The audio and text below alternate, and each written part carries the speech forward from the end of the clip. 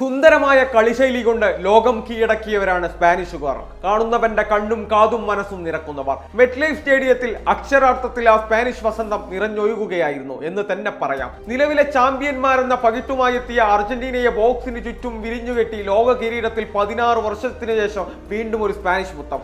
മത്സരത്തിൽ ഉടനീളം സ്പെയിൻ നിറഞ്ഞു കളിച്ചെങ്കിലും ഗോളിനായി 106 മിനിറ്റ് വരെ കാത്തിരിക്കേണ്ടി വന്നു അവർക്ക്. 2010 ആന്ദ്രാ ഇനിയസ്റ്റയുടെ എക്സ്ട്രാ ടൈമിൽ ഒറ്റ ഗോളാണ് സ്പെയിനിനെ ചാമ്പ്യന്മാരാക്കിയതെങ്കിൽ ഇത്തവണ ഫെറാൻ ടോറസ് 106 മിനിറ്റിൽ നേടിയ ഗോളാണ് അവരുടെ കിരീട നേട്ടം നിർണയിച്ചത്. ആ ഗോൾ പിറന്നതോടുകൂടി ക്യാമറ കണ്ണുകൾ തിരിഞ്ഞത് ഗാലറിയിൽ ഇരുന്ന അവരുടെ ആ സുവർണ തലമുറയുടെ അടുത്തേക്കായിരുന്നു. അവിടെ ആരവങ്ങളാൽ മുഖരിതമായിരുന്നു. അപ്പോൾ സ്പെയിൻ ഗോളിലേക്ക് 20 ഷോട്ടുകൾ തടുത്തപ്പോൾ അർജന്റീനയുടെ കണക്കിൽ 2 എണ്ണം മാത്രം. എന്നാൽ ഓൺ ടാർഗറ്റിൽ ഒന്നുപോലുമില്ല. ഫുൾ ടൈമിൽ തന്നെ ആധികാരികമായി എത്തേണ്ട സ്പാനിഷ് വിജയം അർജന്റീന ഗോൾ കീപ്പർ എമിലിയാനോ മാർട്ടിനസിന്റെ അസാധ്യ പ്രകടനം കൊണ്ട് മാത്രമാണ് അധിക സമയം വരെ വൈകിയത്. ലമീൻ യമാലും ഒൽമോയും ഒയർസബാലും തൊടുത്തുവിട്ട വെടിയുണ്ടകളെ തടുത്തിട്ട എമിലിയാനോ 11 സേവുകൾ മാത്രം നടത്തി അർജന്റീനയ്ക്ക് രക്ഷയൊരുക്കി.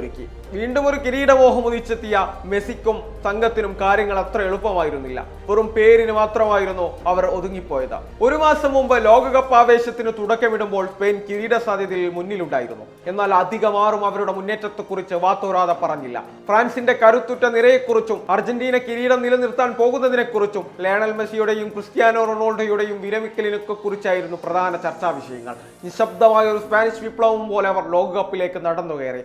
അർജന്റീനയെ വിരിഞ്ഞുമുറുക്കി സ്പാനിഷ് ലോകകപ്പിൽ മുത്തമിടുമ്പോൾ ഹൃദയം കവർന്നൊരു താരനിരയുമായാണ് അവർ മടങ്ങുന്നത്. പെഡ്രോ പോറയും പൗ കുവാർസിയും ഐമറിക് ലെപ്പോർട്ടയും മാർക്കുക്കുറയും എന്നിവരടങ്ങുന്ന പ്രതിരോധ നിര ടൂർണമെന്റിൽ ഏറ്റവും മികച്ചവരായി നിന്നു. ക്യാപ്റ്റനായി രാജ്യത്തിന് ആവശ്യമുള്ള സമയങ്ങളിലെല്ലാം മധ്യനിര ഭരിച്ച റോഡ്രിയും ടൂർണമെന്റിന്റെ താരമായി മാറി. ലമീൻ യമാലും ഒയർസബാലും അടങ്ങുന്ന മുന്നേറ്റ നിര നിരന്തരം അർജന്റീനയ്ക്ക് പ്രഹരങ്ങൾ ഏൽപ്പിച്ചുകൊണ്ടേയിരുന്നു. അർജന്റീന ഒരു മെസ്സിയിലേക്ക് മാത്രം ഒതുങ്ങിയപ്പോൾ സ്പെയിൻ ടീം അവരുടെ മൊത്തം ടീമിനെ തന്നെ ആശ്രയിച്ചിരുന്നു. അവർക്ക് ജയിക്കാൻ ഏതെങ്കിലും ഒരു കളിക്കാരന്റെ മാന്ത്രിക നിമിഷങ്ങൾ ആവശ്യമില്ല. എപ്പോൾ പാസിംഗ് ചെയ്യണം, എപ്പോൾ പ്രതിരോധത്തിലേക്ക് വലിയണം, എപ്പോൾ ആക്രമിക്കണമെന്ന് മൈതാനത്തുള്ള ഓരോ കളിക്കാരനും കൃത്യമായി അറിയാം എന്ന് തന്നെയാണ് കളിക്കളത്തിൽ ഈ സ്പാനിഷ് മാന്ത്രികത വിജയിച്ചതും.